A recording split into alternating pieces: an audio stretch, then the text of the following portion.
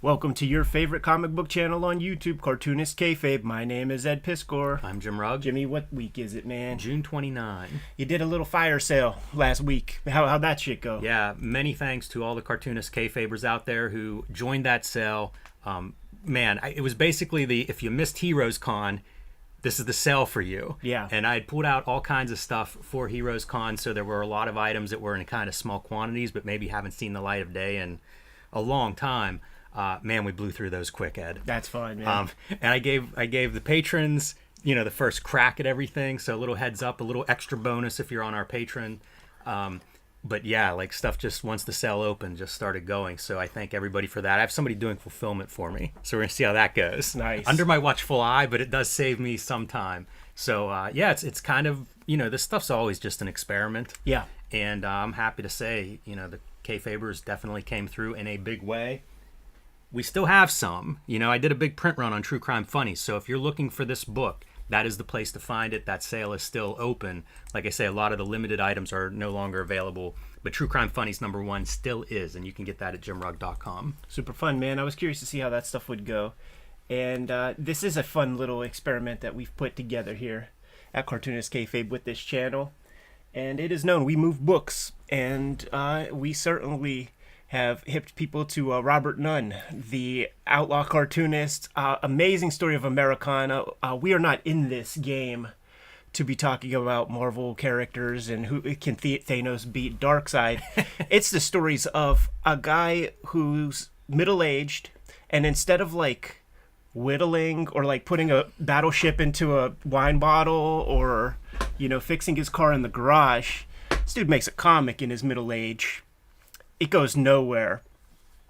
His wife unearths the pages 20-some years later, in the 90s. As a loving gesture, she prints up 500 copies apiece of 2 different titles. Very impressive, by the way, for the wife to pull that. Dude, I know comics makers that struggle to make a comic book. What a beautiful gesture, right? Yes. Those are lifers together, man. They're never going to step out on each other and any of that kind of nonsense, man. Sells them through some local shop, and somehow the diaspora happens. Those comics go places. There were people who showed up in the comments that got these comics from different parts of the country. You got a copy of Earthman yourself. The kids over at Power Comics, Evan Husney and crew, they discover this comic. It has a lot of charms to it and a lot going for it that a lot of outlaw type comics just do not. Highly readable, reasonably good flow, and it's sort of it works as a story. You see what the guy's doing. Sci-fi and vampires. yes. And they discover it in the 2020s.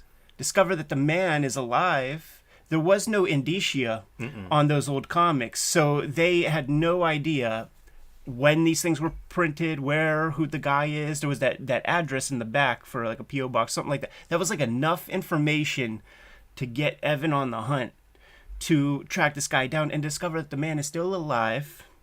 They go visit him. He sent me pictures. Did he send you pictures? I didn't see the pictures. Getting their book signed over at Mr. Nunn's crib and things. Give him the magic markers and stuff, and lo and behold, it is 90s. The dude draws a fresh comic. They gang up all the material that he put together. He put together, must have been a Steranko amount of comic pages of his output, right? About 50, 60 pages. And Floating World out in Portland published this thing up, and there it is. Yeah, I don't know if Jason from Floating World reached out to you or not. Yes. He placed an order for True Crime Funny, so we were talking about Earthman, and he sent me a screen capture of sales. Yes. It's like a mountain. It is. It shows that he's the kayfabe effect Yes. is real. It's here are the sales, and then on that day, whoosh, super huge. You know what? I love it so much, and it's something that happened at Heroes all weekend long. People coming up and saying, "Hey, I started reading this book or this artist based on seeing it on Cartoonist Kayfabe," and that makes total sense. But it's not something I always think about. Yeah. It's so great. The idea of okay, let's sell more of this or that comic that we find interesting. And in the case of a book like Earthman, that's a small indie book. That is not a book that a lot of people have heard of, probably. Yeah, sure. In either incarnation. So to have to be able to kind of hold this book up and say, hey, there's some interesting stuff in here, and then to have people go check it out, I love it. I don't think of our primary purpose to sell comics, but hey, I'm happy for every comic that we sell. Totally. We've been getting lots of cool stuff in the mail recently, man. And I actually had this last week. It was from Koenji Sean, Japan Book Hunter. We sold some books for him. We helped sell some books for him when I visited him and did some interviews and stuff like that. So he's pretty appreciative. Sent me a gang of books, but he also sent 3 copies. So there's a Tom copy. Guys, can you identify that? Is that King Terry? Does that look King Terry-ish to you? It does. Yeah. I mean, I don't know for sure, but yeah, it does. So looks really cool. it's real fun. Like if you read on the back, it says closed zipper for keeping fresh after opening. So you have to cut the top, Jimmy. And then make sure that you don't cut below your Ziploc bag piece, man. So why don't you cut that open? Let's take a look, man. Convenient. Scissors are already here. This is like one of these cooking programs. Yeah, totally, man. I got a half-baked turkey over here. The Kayfabers just don't see it. Let's crack that bitch open, man. You know what's been keeping me company while drawing lately, Jimmy, is Ken Burns documentaries. Yeah. And I'm on the baseball one. Highly encourage you check that thing out if you haven't. Wow. Let's check that out, man. Look at that art. See, he knows what we like. Yeah, he does. A little shaky cane-ish, a little bit in the big images. Yeah. Man, I love these big images. Yeah, I think that's the whole deal. That's awesome. Great and they're all kind of food related, so you got to make sure that you put it in your fridge and zip it up for freshness after. Very, very awesome. We could go through this thing page by page, and maybe we will in the future, but that gives you a sample of what you're looking at here. Full color, full page images. Disturbing images. Is it fair to say? Half looks like food and half looks like nightmares. Yeah. Those uncanny faces, very, very scary. He excels at that. Yes. So, dude, this baseball Ken Burns documentary, 9 innings. Some of them are 2.5 hours long. Like this is a long documentary series. But what it really is, man, is it's like a veiled history of America. That makes sense. And it is fascinating. The way he structures these documentaries at the very beginning, he'll give you a minute and a half on the big events of the era that are going to be like the world events that happened during this time frame that they're going to be talking about. After a couple of endings, it will be about like the famous ball players who pass, but then the ones who are born, to give you the context of exactly where you're at. And it is also a microcosm of just the universe, culture, human evolution, culture, because of the idea of adding new elements and get it bristling. Obviously, the top one might come to mind, it would be like a Jackie Robinson, but even the idea of taking this great American pastime that is played in fields and things, and actually having the audacity to try to make $1 with it, that got bristled at a whole lot at the beginning. And then it takes almost no time to realize that this is the one, and like the amateur stuff is whatever. But then it becomes a game of, sneaking stuff by the umps. And the curveball is illegal. And like a Harvard baseball team won a championship. And the president of Harvard, like the dean, was like, "We are honest men here at Harvard, and we do not abide by the curveball." Wow. So it's amazing. It's great company while drawing, and I'm very happy to say that I put together a 7-strip week this past week without killing myself. I think I have the system in place. It's the first week back home, pretty much since Japan in a way. There was just too much stuff to do when I got back, but like pretty well set up. And it's as follows: wake up 5 a.m. sharp, you write and lay out tomorrow's strip. So you already have something ready to go. You write and lay out tomorrow's strip. That means take it into Procreate, draw your little bubble frames, and have it lettered. That happens. You just stay on that track until breakfast. Usually happens at 9, so it's like 4 good hours of that. Then breakfast, work a little bit on the strip that you set up from yesterday. Take a walk. Got about an hour like that. I can't do my bike ride anymore because that takes 2 hours. It takes a while to get to the trail, and then the 20-mile loop is like an hour. Too much time. good 4-mile walk in the neighborhood. I know exactly how to hit my 10,000 steps. Come back for lunch, and then you just finish the strip from yesterday, fully ink it, all that kind of stuff, and then you get 2 hours to power down for the day if you're lucky. Been reading a lot for pleasure. Been reading Kayfabe homework. That's where this new thing of like, yeah, dude, we gotta figure out what comics we're gonna talk about a little early, so I could polish off like a comic a day rather than just gang it all up on like Wednesday before. And it seemed to work out, man. It's gonna be fun, guys. I was saying like maybe I'll do 100 and then serialize it. I'm gonna serialize it on my Patreon ahead of time, and once Red Room's done. But I'm almost at 30 here, dude, and it's rigorous stuff, man. Like it's fully, like, look at that. Every page is just completely nuts. It's gonna be fun to really commit to this for a long time because of reading all these strips each night, the strip reprints, and how like there's this like developing cast of characters that happens in those strips and different concepts and ideas. We took a look at Kniff this past week, put up a video. What was the second most influential cartoonist, we called him, man. And going through his whole career, the Steve Canyon period is really, that's his waning years. And at some point when you're doing like 30 years of waning, the dude was making comics since before 1934. I was just looking at that Terry and the Pirates. So it's like 1988 is when he's done. That's a big fucking body of work. Yeah, is that 40 years of Steve Canyon? Yeah, wow. From like 44 to 88, something like that. So you can imagine that the dude ain't with the times. He's just not with the times because he's sitting there fucking making his comics and like enjoying his family and whatever. He ain't paying too much attention. So like his ideology and his political views and things didn't mesh with the modern day.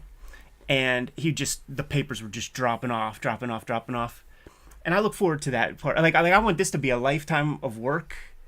And I look forward to like completely going Henry Darger, sitting in my room, enjoying my family, my close circle. It's already like that in a way, but I'm still kind of up on things.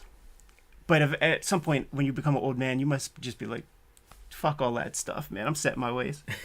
Well, we'll see, because we have access to information that's kind of like a passive information stream. It's true. In ways that maybe in the past, I guess they could listen to the radio maybe back in the day, although by 1988 it'd be that might be a little bit strange too. Yeah, totally. I think that not having that access to information was a big help. Yes. To those guys, because you could imagine that the iPhone could be troublesome. Just being able to like look at your phone or whatever, solve that, man. Like I don't fuck with this phone at all during the day. Like I carved a week. I've carved a process that will be a cinch to stick with.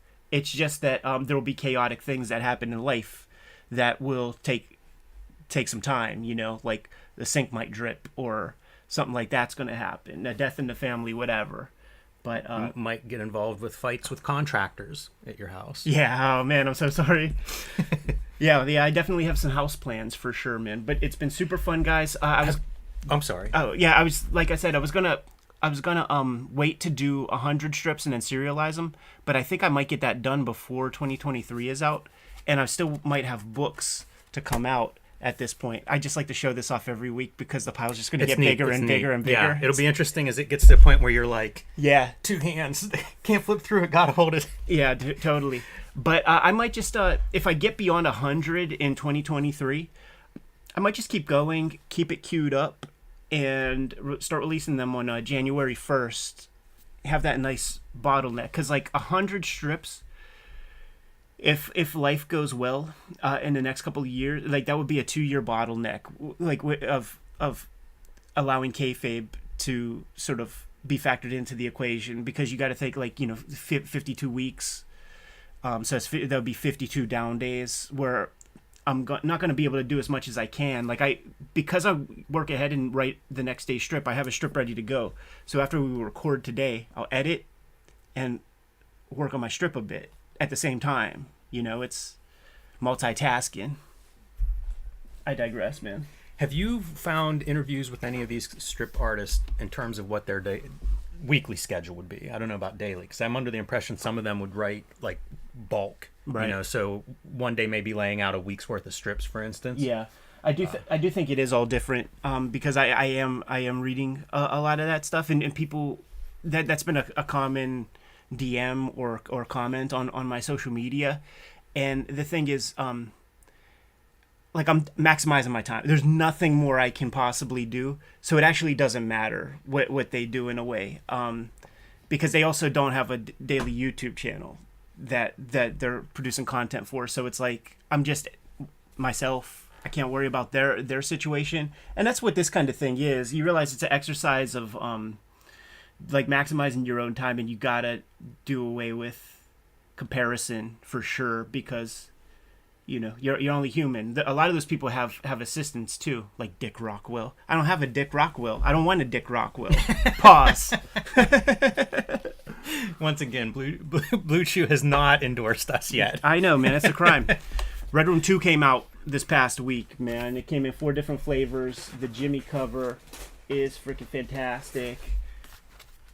You haven't seen that on social media. Always nice to see artwork pop up. Yeah, we flubbed the final order cutoff with our social medias and all that stuff. It was it'd be nice if the publisher would let us know when these things happen a little ahead of time, but they did with issue 3. That's going to be a hot key because the characters in my daily strip are going to be in there. But got James Herron to do a cover for this thing. There are very few. I'm gonna start coining the term artisanal comics. You know, because like in this era of AI and like Wacom tablet motherfuckers, man, there are very few artisanal cartoonists out these days. James Herron is definitely one of them. Danny Warren Johnson, the Kayfabe crew, making artisanal comics, man. Bean to bar chocolates and shit like that, man. And that's the Eddie P variant for I didn't see that one. I like that. Crypto Killers 2. Yeah, a little Cable inspired. I did that right before Japan. I literally drew this cover a month and a half ago or something like that. That helmet looks really good. Yeah, thank you, sir. That guy made my Youngblood homage. Yes, he did. Cover. Yes, he did. It was super Fun cool. design. Couple other pimpage things before we get busy, man. The Hip Hop Family Tree Omnibus. This is the cover proof for what that sucker's going to look like. Coming out in October. We had to hit the print button on that thing. I think this week they're sending me the Unbound Galley, dude. So we'll make a video of that at some point, man. They're digging the paper stock. They're digging it all. So we hit the print button, and it is before any kind of final order cutoff. The final order cutoff is going to happen in September, so you could still order the thing ahead of time. Hit Amazon, whatever's convenient for you. Go to your local comic shop. But we had to guess how many of these things to print up, and then you print maybe a couple extra. But also, it's a very expensive book to produce in bulk, so Fantagraphics can't break the bank on this shit. It's a balance, you know what I mean? Because these are a $75 book. Ultimately cheaper on Amazon, of course.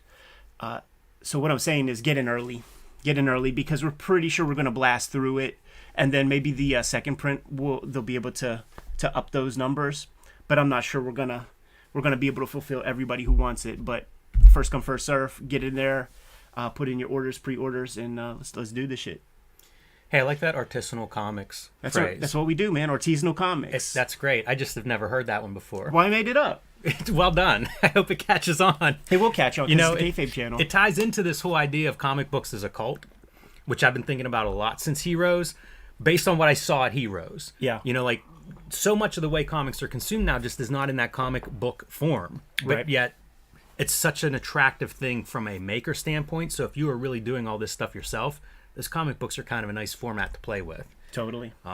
They're affordable and they're flexible. There's just a lot of benefits there. But it does make me think, like, at this point, you kind of need to know comics a little bit if you're going to get into the world of, like, finding these comic books as opposed to waiting until the book trade or, you know, digital delivery or whatever the case may be that people are reading this stuff on. It's but true. the comic book itself, I feel like you're in deep whenever you're hunting around for comic books. I think that's a good segue to talk about those post-serial superhero comics that were collected by Person X. We'll say, man, we did a video on that stuff and said something like, it's so dumb that the publishers don't do this to this day. I guess a couple do, but like the DC comics that have been in cereal boxes not too long ago, they were not artisanal comics. They are not artisanal comics by any stretch. And, they look dull, flat. There's no information on how to find more or anything like this, man. And people were suggesting, like, what are you guys talking about, man? There's, like, an internet full of comics. And it's like, yeah, well, you have to find them. They're not straight up delivered to you in your cereal box, giving you something to look forward to. Like, if you don't understand the apples to oranges of that, then you might have to go see a doctor or something. Yeah, you imagine when you're eating the cereal and a little kid. Yeah. It's a little bit more of a captive audience. Exactly. And whenever you go, here's a phone, there are comics on here. I know. Good luck. It's There's also every animated full color thing, in the history of mankind. Baffling brains out there. Baffling brains out there. Dude, I feel like I'm such an evangelist of the comic strip right now. Of like immediate comics, of trying to do a complete episode in a single page. Because of the binding of places like Instagram, where it's like the first image that you choose, every other subsequent flipped image is bound by that original choice. Like, I'm stuck with like the whatever panel 1 is, the shape of panel 1, right? And it could be either a 4-panel grid or like say 6. Mm-hmm. The 6 would be squares, and the 4 is more landscape-ish.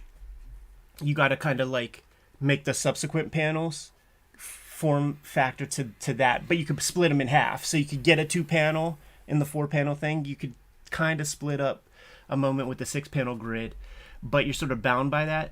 But working in that format, it's so elastic.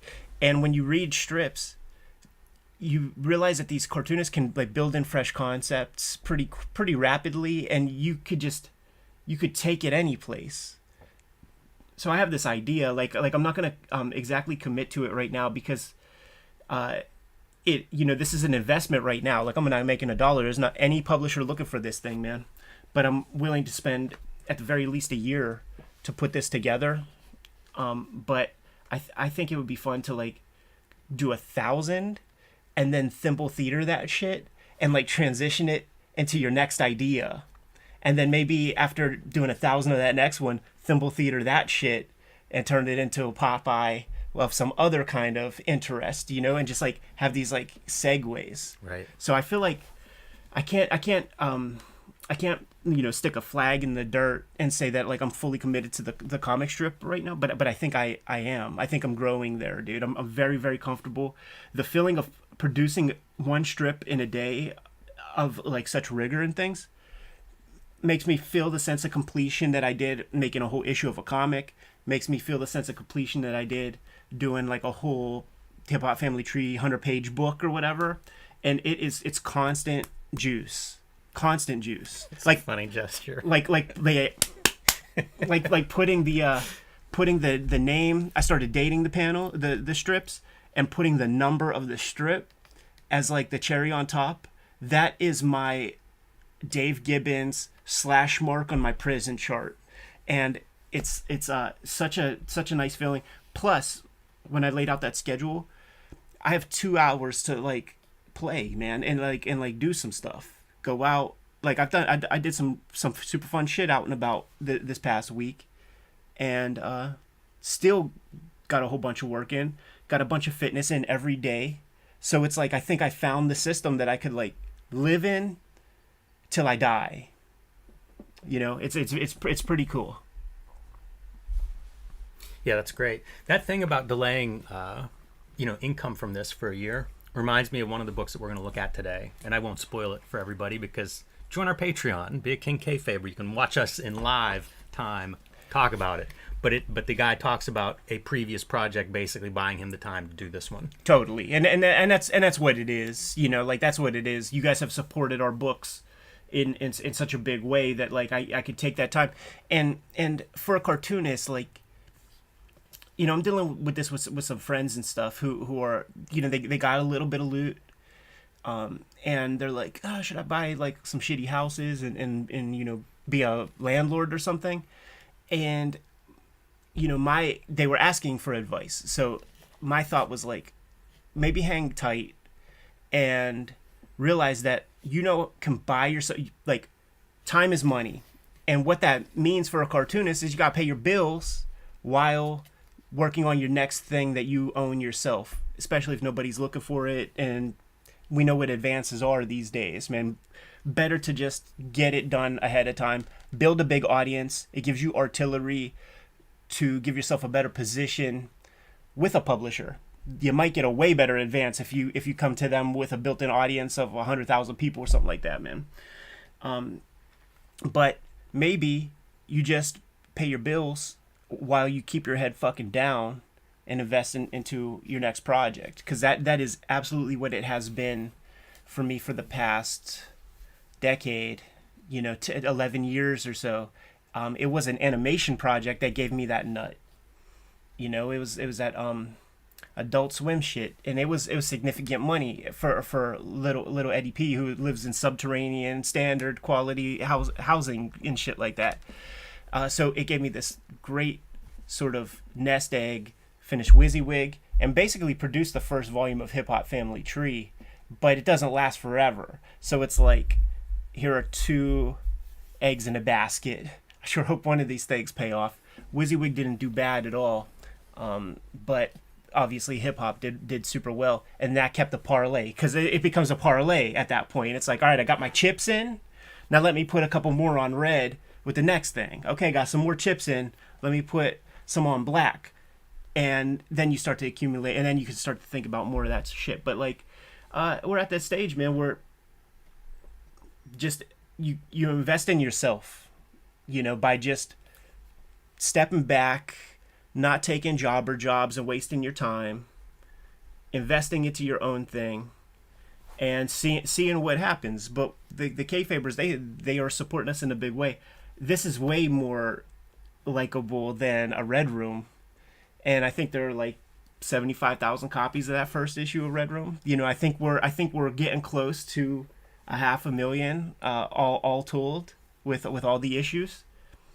This should, in theory, do better. That's where the head is. That's quite an update. It's interesting, the idea of like projecting how this stuff will go. Yeah, I'm not banking on it. Right. Like, I'm definitely not banking on it. But with the system that I'm setting up, a lot of people asking where this thing's going to be seen. Every social media platform that I have, and Cartoonist Kayfabe. So I think even maybe on like a Saturday or when there's a vid that ain't quite hitting or something, like I'll read the previous week's strips and just do that as kind of like a regular thing. Maybe that's even, it would be short enough to be a short.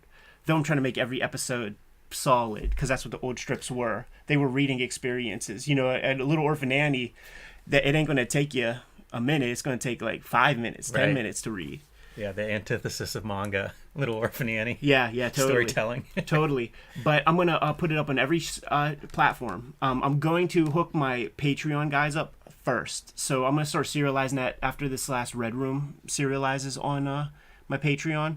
And then I'm going to put up, a handful of strips a week to them once January 1st hits. Then we're going to start putting them live on my Instagram, Twitter, the Cartoonist Kayfabe Instagram, Twitter, Facebooks. Whatever comes next. I think I'll probably get like a Webtoon account. Probably have like a dedicated Instagram, where the strip lives. Yeah, that all comes a little bit later.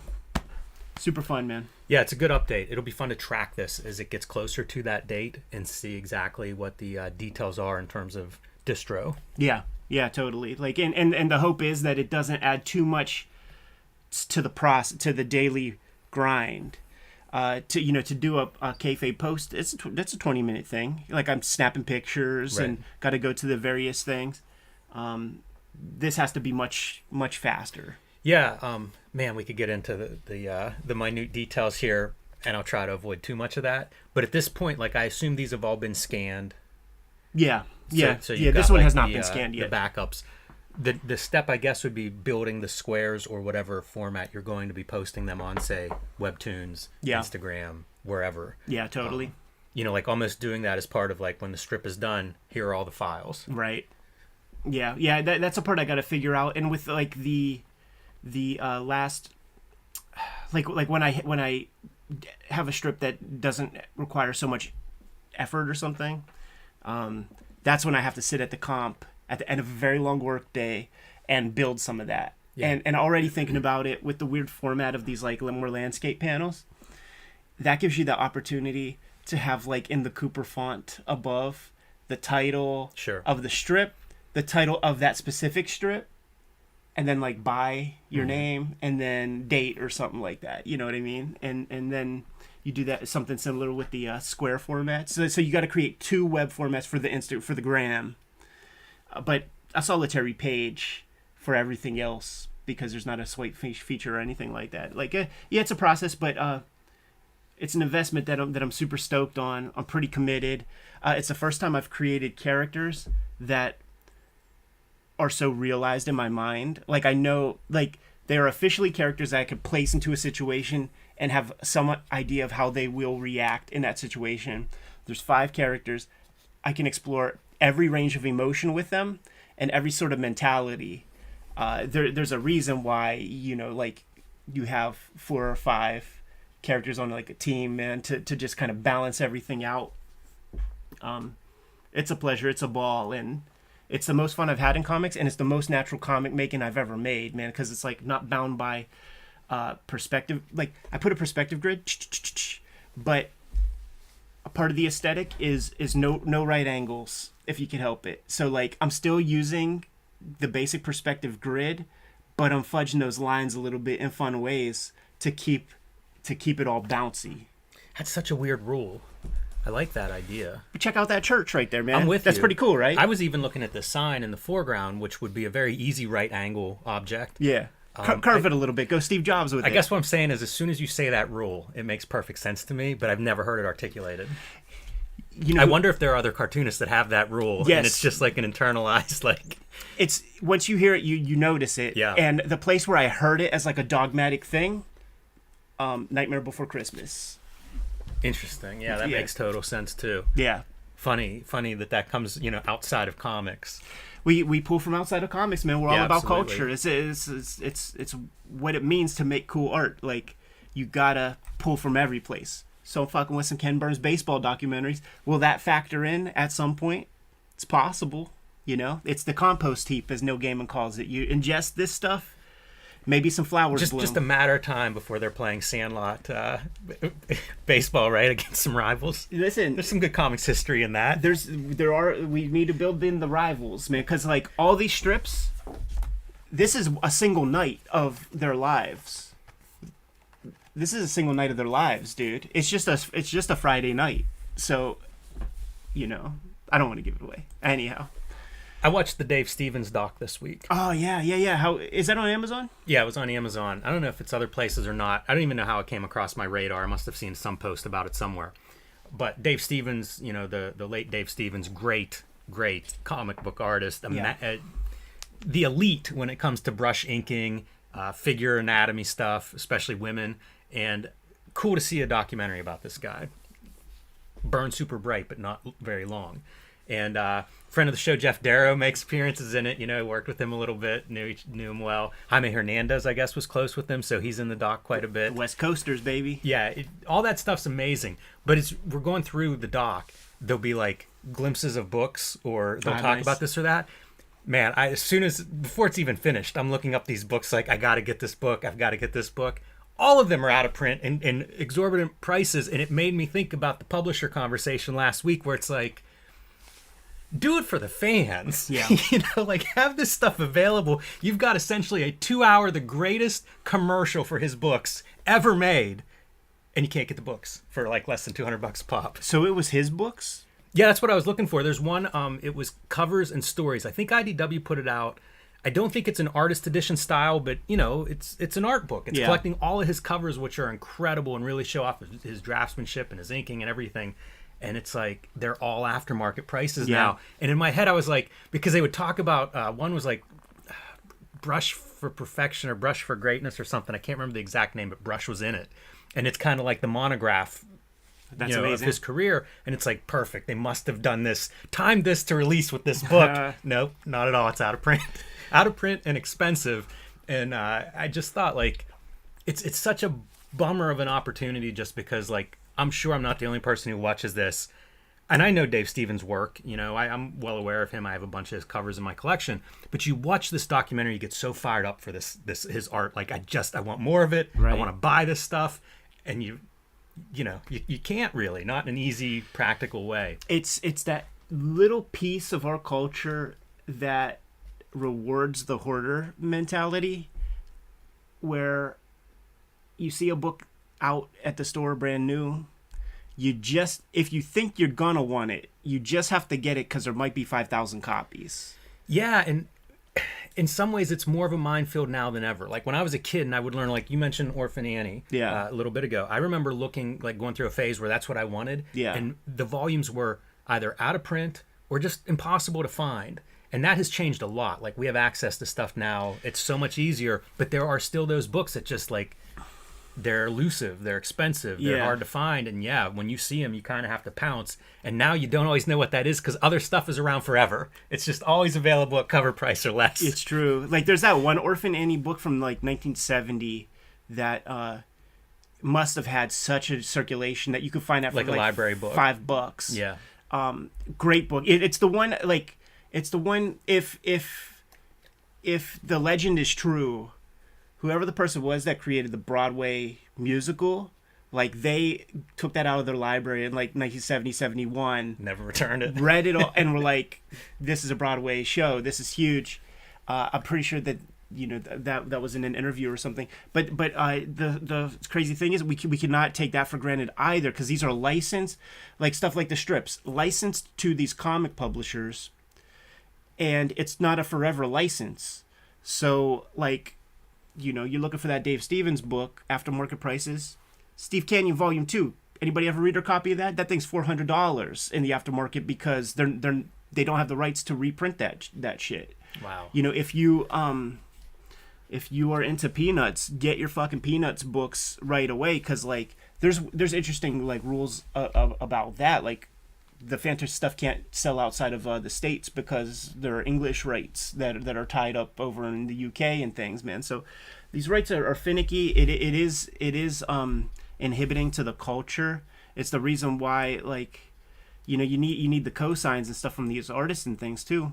But it's rights issues and agreements that haven't been met or made that keeps Mobius from our shelves in any real meaningful way. Like, yeah, it's nice to get whatever we can, but you put out Adina or something, that's fine, that's cool, but there hasn't been an Arzak on American shelves in probably 30 years at this point. It's incredible. That's ridiculous. That's an important freaking thing for people to see, and as a culture, it builds on the earlier stuff. So like, a kid needs to see that. A little dude needs to see Arzak and have his fucking mind blown and turn into somebody himself, man. Yeah, but I do highly recommend the Dave Stevens doc. Totally. And after you watch that one, a lot of eye candy to go through. After you watch that one, check out the Spain Rodriguez joint, because like at the beginning, it goes through this person, it goes to Robert Crumb, then it goes to Eddie P. And you'll recognize the background too, man.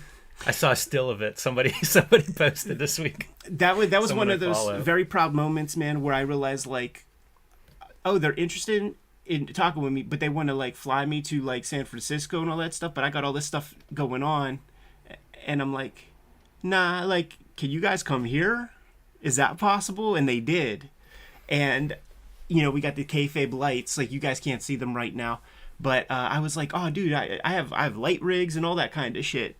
And then when they came, they're like, yeah, nice lights. And they pulled out these fucking amazing things that, like, our bulbs are like this big, like that big. Their shits were like that and like much wider and so much brighter. They were like, we call these the hot lights, but those were hot lights, man. Like the real shits. It looked like it. The lighting was different in this. And they're the people, like, so if you guys have followed the channel for a long time, Jimmy and I had like a curtain behind us, like set up to look like we were at a Comic-Con. It was kind of the deal, and it was the Akira pill, the red and blue.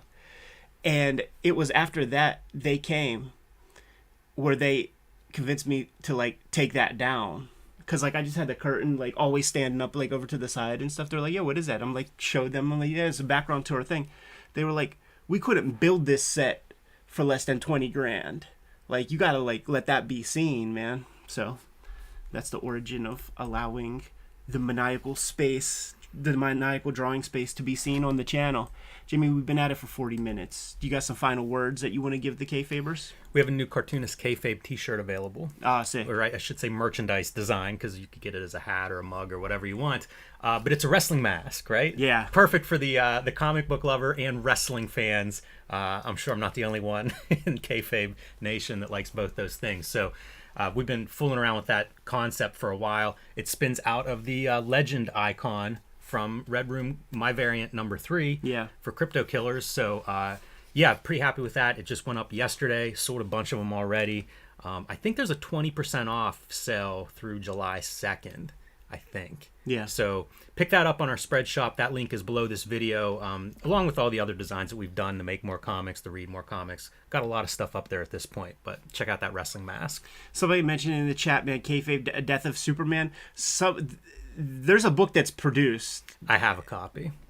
And I don't? It should be here. I would guess it's in our P.O. box. They were probably mailed at the same time, because there was a note in mine that said it was also coming to the P.O. box. Okay, man.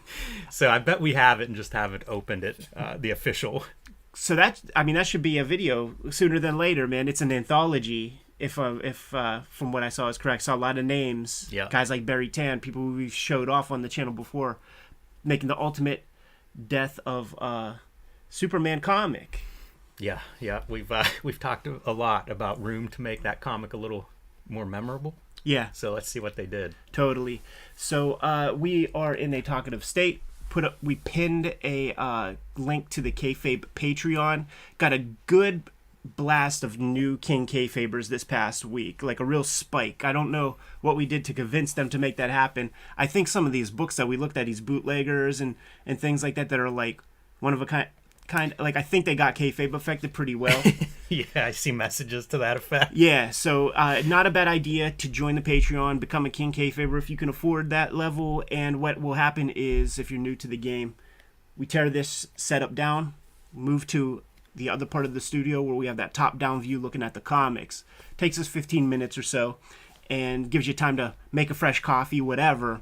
We are going to live stream to the King Kayfabers and record 7 videos that we will start to disseminate over the course of the next week, with the exception of maybe posting some of the stuff that's already in the queue that the King Kayfabers have access to already, because they're getting all the videos before anybody else. Mitigates the kayfabe effect and creates a fantastic dialogue. Man, we're going to be looking at a comic today that has a contribution in it from Rob McCollum, yes, who always kicks it in the kayfabe chats. He got the big domu recently off of well, I don't know if he got off Koenji Sean, but like everybody, the King Kayfabers are holding the monopoly on the oversized domus these days, man. See, they make me jealous with that. It's hard to find a good one, man. Book. It's hard to find a good one. Like a lot of foxing from like the moisture of the Japanese islands are degrading and corroding those books, man.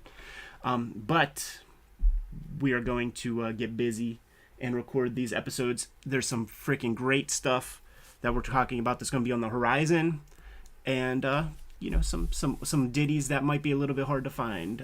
Going to be a good week of videos, though. Please join us. Jimmy, if you are good to go, I'm good to go, man. One last thing. I am still looking for some wizards. So as of now, I'm looking for 60 to 68. Cool. We really got to get that.